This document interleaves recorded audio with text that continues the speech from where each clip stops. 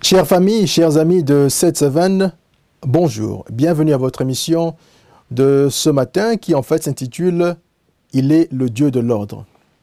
Il est le Dieu de l'ordre, tel est là le titre de l'émission d'aujourd'hui.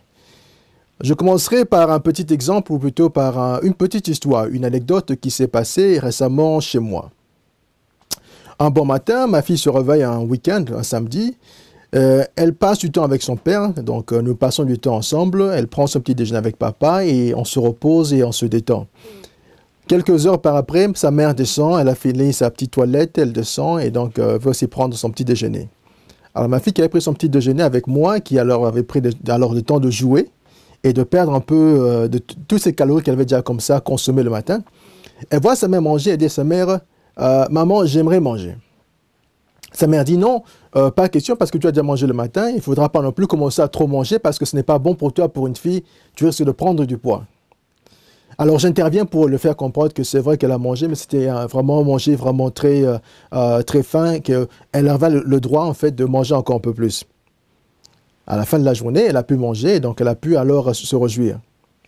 Mais pourquoi est-ce que je raconte cette histoire? Pourquoi est-ce que je commence mon message avec cette anecdote?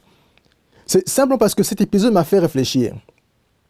Dans le sens où, nous, en tant que parents, on a le droit de dire à notre enfant, tu as trop mangé, ou bien c'est le temps de s'arrêter. On a ce droit-là parce que, justement, nous sommes les pourvoyeurs de tout ce qu'elle a à sa disposition. Et la maison, et les habits, et la nourriture, et nous sommes aussi les pourvoyeurs en termes de valeurs morales et spirituelles par rapport à l'épanouissement et à la croissance physique, spirituelle et culturelle de cet enfant. Donc on a le droit de dire de temps en temps, pour ma fille, pour toi, il faut s'arrêter, et pour toi, il faut continuer. Mais si l'inverse venait à arriver, si notre fille, qui en fait dépend de nous, qui en fait en fait sous notre tutelle, un jour nous disait à nous, ses parents, papa, maman, vous aujourd'hui vous ne mangerez pas. Papa, maman, vous allez trop manger et là maintenant c'est le temps de s'arrêter. Ça serait pour nous presque une folie. Ça serait complètement une grosse folie, une grosse erreur de jugement pour laquelle nous risquons en tout cas de perdre un peu le peu de cheveux qui me restent. Mais en disant cette histoire de la manière dont je raconte, j'imagine que toi, ma soeur, toi, mon frère, tu comprends de quoi il s'agit. Mais prenons alors un exemple biblique. Dans le livre de Matthieu, au chapitre 21, au verset 18. L'exemple de cette parabole du figuier que nous connaissons tous. Jésus qui marche et qui rencontre cet arbre qui est le figuier. Il a faim. Il exprime un besoin en tout cas de manger. Il veut manger en tout cas quelques figues qu'il espérait voir dans cet arbre. Sur cet arbre plutôt. Le figuier malheureusement n'avait aucun fruit à proposer au Seigneur. Alors nous connaissons la suite. Jésus-Christ alors se fâche. Il maudit l'arbre. Et lorsqu'à leur retour avec les disciples, ils se rendent compte qu'en effet que la malédiction qu'il avait prononcée par rapport à cet arbre a en effet porté fruit. L'arbre avait en effet séché. Mais pourquoi est-ce qu'il s'est fâché, le Seigneur? Parce que, en tant que représentant plénipotentiaire de l'autorité suprême qui est Dieu son Père, en arrivant ici-bas, lorsque le figuier refuse de lui offrir à manger, c'est comme un enfant qui dit à son père, « Papa, tu ne mangeras pas. Papa, tu as faim, mais tu ne mangeras pas. » En fait, pour nous qui sommes, pour ceux qui sont de la RDC, pour ceux qui parlent le lingala, s'il y a une expression qui pourrait mieux, en tout cas, qui pourrait en tout cas bien illustrer ce que j'ai envie de dire, je dirais, en tout cas, vieux Jésus, les logoliatés. Papa, tu ne mangeras pas. C'est une aberration, une erreur de jugement qui était impardonnable. Alors Jésus-Christ, en tant que représentant de Dieu, qui a prononcé des paroles pour que ce figuier puisse se prendre vie, il se fâche. Il dit que moi, je suis le Père représenté, je suis le Père fait chair, et toi, en tant qu'enfant, en tant que produit de mon imagination, produit de ce que moi j'ai ordonné de voir ici-bas, tu n'as pas ce droit-là de me dire de ne pas manger aujourd'hui. Alors il maudit l'arbre. Il maudit les figuiers. Cette parabole que nous connaissons tous, si on doit maintenant l'appliquer à notre vie, à nous, aujourd'hui, l'équivalence, ce serait quoi? Ce serait que Jésus-Christ, le représentant de Dieu, il vient vers toi, ma sœur, il vient vers toi, mon frère. Il te demande de produire quelque chose parce qu'il a faim, parce qu'il a soif. Et toi, tu lui dis, Seigneur, aujourd'hui, je ne pourrais pas te donner à manger.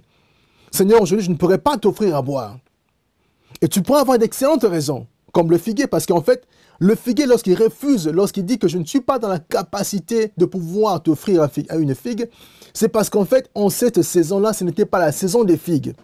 Donc, le figuier avait la pleine raison, avait la bonne excuse de pouvoir dire au Seigneur qu'aujourd'hui, tu ne mangeras pas. Mais cependant, le Seigneur n'a pas pris compte de cette considération, de cette excuse. Il a dit, non, pas question. Saison ou non saison, tu n'as pas le droit de me refuser à manger. Donc nous, si on doit se transposer par rapport à ce figuier, Christ se présente à nous et dit, mon frère et ma soeur, je te demande de me donner ce dont j'ai besoin. Toi, tu dis au Seigneur, non, pas aujourd'hui. Mais il te dit, saison ou pas saison, toi, tu dois me donner ce que je te demande. C'est un peu de ça, un peu la philosophie, l'état d'esprit dans lequel nous devons en tout cas comprendre, dans lequel se trouvait notre Seigneur lorsqu'il s'est retrouvé devant les figuiers. Je ne sais pas ce que toi, mon frère, et toi, ma soeur, le Seigneur te demande de faire. Mais saison ou non-saison, capacité ou manque de capacité, ne prenons pas cela comme étant des excuses, des béquilles pour ne pas offrir au Seigneur ce qu'il nous demande.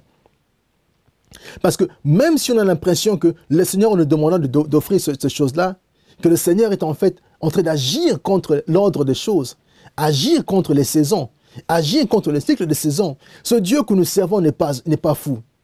Il n'est pas fou. C'est un Dieu de l'ordre, comme je l'ai dit. Il est un Dieu de l'ordre. Parce que même quand il nous demande de faire quelque chose qui semble être contre nature, parce qu'en fait, c'est parce qu'il veut nous bénir. Même quand nous avons l'impression qu'il nous dérange, c'est parce qu'en fait, il cherche à arranger quelque chose. Même quand nous avons l'impression que ce qu'il nous demande, en fait, va créer un désordre dans notre vie, dans nos budgets, dans nos programmes, dans nos ambitions, dans nos plans. En fait, ce que nous ne comprenons pas, c'est que Dieu lui-même cherche à mettre de l'ordre au travers de ce désordre qu'il va instituer pour une petite saison. Mon frère et ma soeur, je ne sais pas ce que Dieu te demande de faire, mais je sens dans mon esprit qu'il est temps pour nous, il est temps pour moi-même en tout cas, de nous faire violence. Lorsque le Seigneur nous parle en cette saison, d'agir selon ce que le Seigneur demande de faire. Parce que c'est lorsque nous donnons au Seigneur, lorsque nous acceptons d'être stretchés, comme on dit en anglais, stretchés en tout cas dans notre capacité, dans notre mentalité, dans notre fort intérieur, c'est là qu'en fait nous commençons à recevoir de la part du Seigneur. Parce que je me pose une question. Que serait-il arrivé au figuier s'il avait offert au Seigneur ce que le Seigneur lui avait demandé d'offrir? J'imagine que ça aurait été une grande bénédiction. La même chose est possible pour nous et la même chose est certaine pour nous. Lorsque le Seigneur nous demande de faire quelque chose, c'est parce qu'en fait, il veut nous bénir. Dans le livre de Jérémie au chapitre 5, au verset 17, Jérémie parle justement de ce figuier, il parle de l'arbre figuier comme étant un arbre qui prend du temps pour grandir. C'est un arbre pour qui il faut témoigner beaucoup de soin attentif pour que l'arbre puisse grandir. Et c'est un arbre qui aussi représente un signe de prospérité, de bien-être en tout cas pour le pays et aussi pour l'individu qui l'a planté. Mais le Seigneur, sachant tout cela, sachant que le figuier est un arbre qui demande en tout cas beaucoup de soins attentifs, lorsqu'il demande à ce figuier de lui offrir quelque chose, ce n'est pas qu'il a oublié. Ce n'est pas qu'il a oublié qu'il nous faut en tout cas des soins attentifs pour que nous puissions grandir. Et lorsqu'il vient dans le cycle de notre croissance, dans le cycle de notre vie, pour nous demander quelque chose qui semble être contre nature, ce n'est pas parce qu'il a oublié, mais c'est parce qu'il veut simplement nous bousculer un peu afin de nous révéler quelque chose de beaucoup plus grand que ce qu'on a entre les mains. Mon frère, ma soeur, ce message, tout autant que je l'adresse à toi, il s'adresse aussi à moi-même.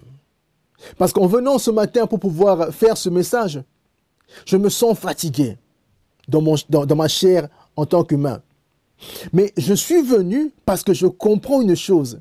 C'est que lorsque je viens pour accomplir ce qu'il me demande d'accomplir, c'est en fait que là que le Seigneur me bénit. Il est un Dieu de l'ordre. Notre Dieu est un Dieu de l'ordre. Notre Dieu est un Dieu de l'ordre. Je le dis et je martèle ces mots parce que je voudrais que nous puissions comprendre et en tout cas vraiment digérer ce message et en tout cas bien l'insérer en tout cas tout au fond de nous. Comprendre que même lorsque ce qu'il nous demande de faire semble être le début d'un chaos, dans ce chaos, il est un Dieu qui cherche à restaurer l'ordre. N'oublions surtout pas que le livre de Genèse, lorsqu'il commence, il commence par justement un chaos que Dieu voit, un chaos dans lequel il s'implique, un chaos dans lequel, en tout cas, il manifeste un ordre beaucoup plus grand que ce qu'on voyait à l'œil nu. Je conclurai en disant ceci. Ce que nous sommes aujourd'hui, c'est un cadeau que Dieu nous a fait à nous en tant qu'humains, à nous en tant que monde, à nous en tant que nature. Mais ce que lui voudrait que nous puissions devenir, c'est que nous puissions devenir un cadeau pour lui. Le figuier était en lui-même un cadeau que Dieu avait fait à la nature et même à l'arbre lui-même en tant que figuier. Mais ce que Dieu espérait que le figuier allait faire, c'est maintenant être plutôt ou devenir un cadeau à la gloire de ce Dieu qu'il était devenu et qu'il était venu en tout cas se manifester devant lui. Gardons cela à l'esprit. J'espère qu'en écoutant ce message, quelqu'un a pu comprendre que dans ce message particulier, que dans ce message tout au fond secret que Dieu a communiqué avec toi, qui semble être le début d'un chaos, qui semble être le début d'une révolution autour de toi, c'est en fait la main de Dieu qui voudrait simplement se manifester et restaurer l'ordre que Dieu lui-même est en tout cas appelé à représenter. Reste béni. Ce message, une fois de plus, a été filmé à partir de Mississauga, à partir de studios de la maison Amen Production, pour qui nous sommes énormément en tout cas reconnaissants. Nous vous bénissons en tout cas pour votre fidélité et aussi pour la fidélité de toute l'équipe Amen Production. On se retrouve dans les prochains jours. Jusque-là, restez bénis et sachez une chose, je vous aime beaucoup dans l'amour du Seigneur. Au revoir.